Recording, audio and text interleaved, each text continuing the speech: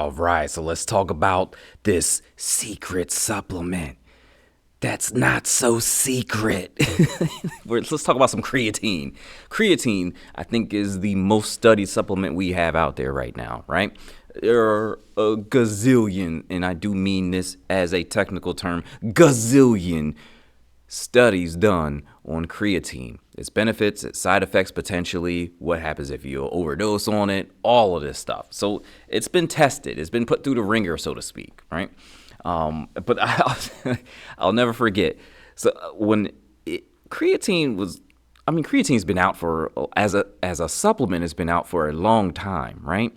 But it was funny because like I remember in my track running days back way back when I was a sprinter, right? So and there would be guys on the team who would drink their protein. That was actually the first time I got with any protein shake as well. So but it was like they would drink their protein shakes and then they would drink their creatine before track meet, before practice. And listen, let me tell you, the creatine back then definitely wasn't this easily mixable stuff that we have now. I mean, creatine back then was like gravel. Ooh, that stuff, it would get gritty. Ooh, it would get gritty. It did not mix well back then. But anyway, I remember when I was in the middle of track season, and one of the guys, he had creatine or whatever, and it was just, it felt like it was such a, such a sidebar thing. Like, we knew about different supplements and things like that, like protein. And again, like I said, I just started, drinking protein shakes around that time. And so this one guy, he was just like, he had some creatine. And he was just like, yeah, man, I got the creatine. And all of us, we just looked at this was like 3 other guys on the track team. We were just looking at him like, why are you doing that, right? And then I remember talking to my dad about it back then, and he was just like, I was like, hey, yeah, I was going to the supplement store to get some protein powder, and then and I didn't say anything about the creatine then. And I remember my dad was just like, well, yeah, the protein powder is cool, but watch out for that creatine. and the way everybody spoke of creatine back then, it was as if it was a steroid, right? And I think that was, I don't remember if that was an official like myth that was out, like creatine was a steroid of some sort. It sounds very familiar, but I'll never forget my dad giving me all the rundown and just like, hey, you better be careful with that stuff. It was like a like creatine was like this dangerous drug that was changing people and making them angry and everything like that. Yeah, so the I guess the perception of creatine has come a pretty far way from being potentially a steroid to being probably one of the best supplements to exist, right? Like, it's one of those things. It has just so many benefits. Now, there's as with anything good, as with any supplement, you have to kind of do these things in moderation. There's a certain amount that you should take, and you shouldn't overdo it because it could cause issues. Like anything that's good, it could be bad if overdone. So what is it then, right? What is creatine? If it's not a steroid, which it is not, what is it? So creatine is it's a naturally occurring substance. It's found in meat. It's found in fish. And what it does is once it's converted, so let me backtrack. It's found in meat and fish in varying degrees, right? So it's not, I think probably ground beef has the most, possibly. I'll have to double check that actually. But it's found in meat and fish in varying degrees. And what you also produce it yourself too. You produce it in your liver, you produce it in your kidneys and your pancreas, I believe. So you produce it, a little bit of it yourself, You get it from meats and fish. And what it does is it's converted and then stored in your muscles as energy, right? So it's similar to carbs, where carbs breaks down into glycogen, and then the glycogen is stored in your muscles for energy. So this kind of energy, though, is for like rapid release, is ready, set, go type of energy. So this is what you're going to burn off first, right? Which is why creatine supplementation, one of the benefits of creatine supplementation is it gives you that energy for and not and let me be specific in terms of the kind of energy it is. It's not like caffeinated energy, right? It's not like it just feels different, right? But this is the type of energy that you get for intense exercise. So whether that be HIIT or like heavy lifting or like power, explosive, Olympic lifting, something like that, creatine gives you energy to be able to, dispose of or to use during those types of exercises or during those types of workouts. So there are a lot of studies that have been done on the benefits of creatine and as it pertains to muscle mass, right? So creatine can help you increase lean muscle, increase muscle strength, better performance during like HIIT exercises, HIIT workouts, increase endurance. There's a lot of things that it does to your muscles, but the most recent studies that I've seen actually have pointed out there are a lot of cognitive benefits. There are a lot of benefits to your brain. So apparently, creatine can make you sharper, more focused, have more clarity, which, that's not at all what I was thinking about when I was, taking it all those years ago when I was running track. But apparently, creatine can help with that. So earlier, when I listed off all of those benefits to just resistance training alone, coincidentally, all of those benefits that you would gain from just starting a resistance training program, you also get from creatine supplementation. So which is also why I say, and this is part of the myth that's going on too. I wouldn't say always, but I typically suggest creatine supplementation for females, and specifically for one thing where it comes to osteoporosis. So if you have, think of the chain of events here, right? You start a resistance training program, and you want to be able to endure more, last more, lift more, whatever, right? So, but you need the energy for that. So then you start creatine supplementation, all the while strengthening up your muscles and all that fun stuff. Now remember, resistance training by itself increases or improves bone density and bone health up front.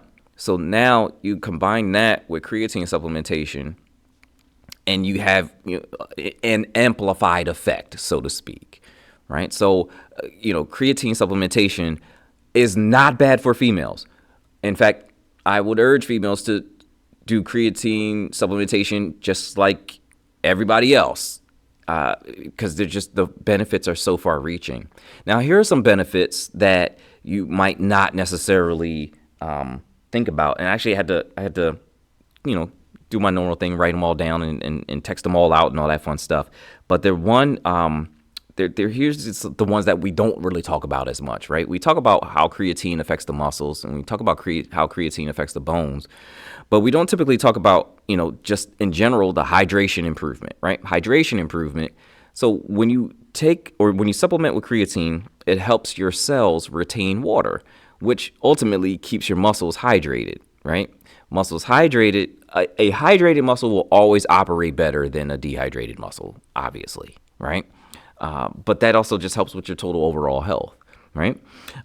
So therefore, it also gives you support for exercising in the heat. So it's surprise, surprise. I would actually suggest creatine supplementation for my joggers out there. Again, I would say go on a resistance training program. But if jogging is something that you like to do and you end up doing jogging and running somewhere and it's hot outside, it wouldn't be a bad idea for you to supplement with some creatine beforehand. Okay. It also, according to a couple studies, has antioxidant properties. Now, I didn't know this before actually, digging into it a little bit more. But there's some studies that suggest that it can have an antioxidant effect on your body. Pretty cool, right?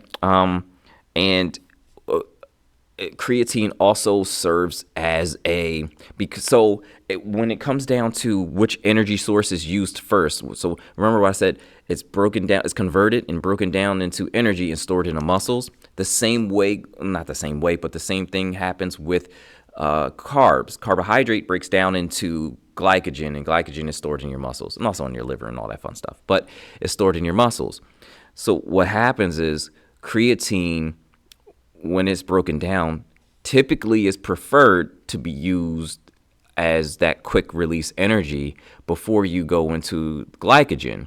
So that's where, in a lot of cases, people will say creatine is muscle sparing, meaning you have a boatload of energy to burn through before your body starts to become catabolic and break down the muscle tissues and break down protein a little bit more to convert it into energy, right?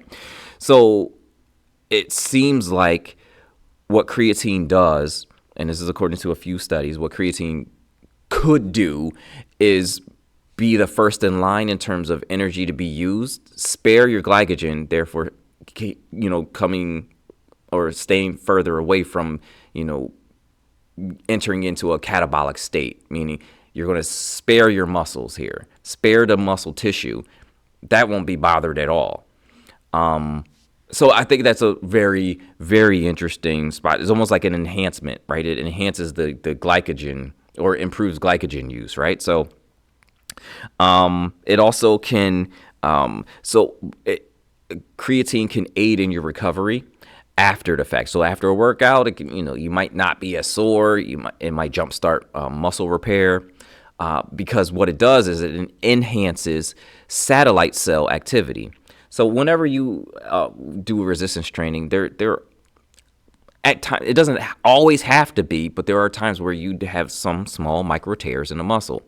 Well, the satellite cells are the cells that go out to repair each of those muscle fibers, right? And eventually, build up to building more muscle, right?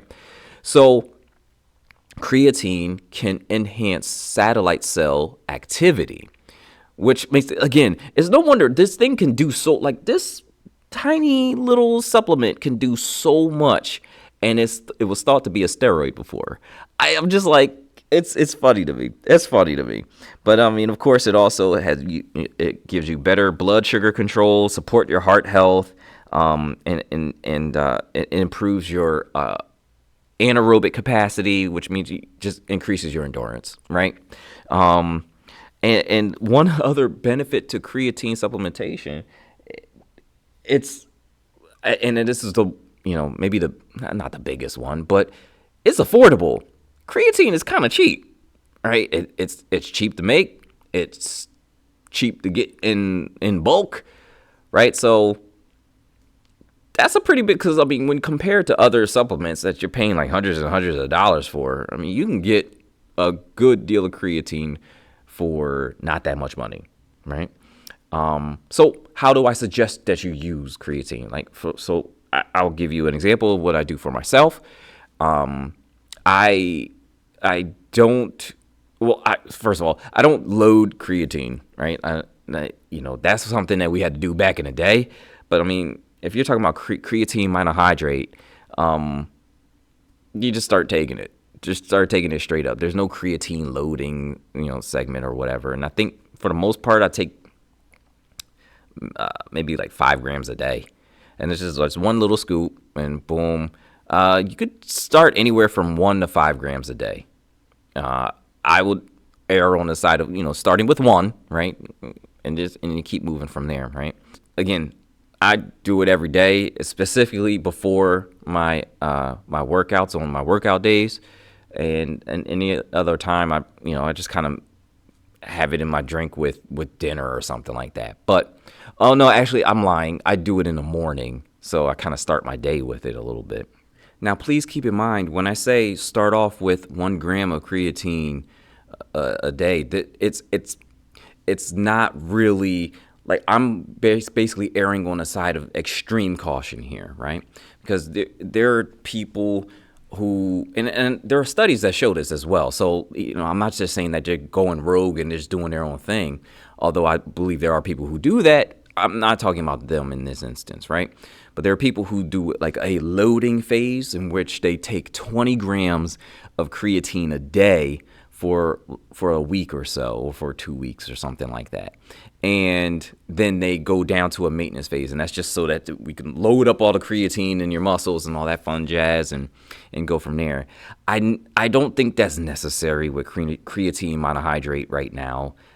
So you would be okay with just hitting the maintenance phase, which would be 3 to 5 grams of 3 to 5 grams of creatine a day. For athletes or bodybuilders, I would probably aim for closer to 10 grams of creatine a day.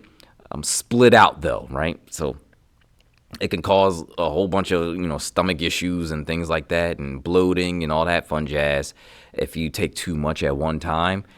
So just to, again, I much rather would err on the side of extreme caution here and just say, hey, let's just split it up over the course of the day, as opposed to just taking it all in one shot. Right now, that might not be easily done for a lot of people, but I mean, you're drinking it, so you should be fine, right? You should be able to knock that out. But so extremely cautious, 1 gram of creatine a day.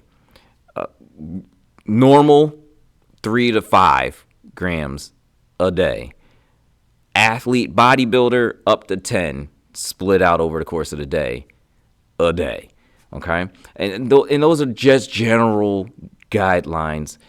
Because different people are going to use these supplements different ways. But like I said, I err on the side of extreme caution. So for me, myself, I go 4 or 5 grams a day. So I'm constantly in maintenance mode, no matter what. Unless, and there is one caveat. If I'm really making a push to gain some lean muscle, then I will probably aim at that 10 gram mark. It just depends on what my goals are at that point in time. But for general health, general working out, and especially if you're a person that has never ever done taken creatine before, start off with the one, just to kind of get used to the idea, right? It's not going to make a big difference quite yet. And then go for that 3 to 5 every day. That's when you're really going to start to see or feel, or both, some differences. Okay. And so that's my advice on the creatine. That's the secret supplement, right? There's so many studies. I mean, look, you take a few minutes, just Google it. You'll see a plethora of different studies and people talking about it, this, that, and the third, like doctors, everybody. It's well researched, well studied. So in combination with the quick tip, start creatine supplementation today as well. Unless you have any, outstanding issues, other issues that would prevent you from doing it. Of course, consult your physician about any supplementation, because that stuff isn't, tracked by the FDA, so on and so forth. And that's a different topic. But just make sure that you check all the boxes, dot your I's, cross your T's, and then and start a resistance training program and creatine supplementation, and watch the changes happen.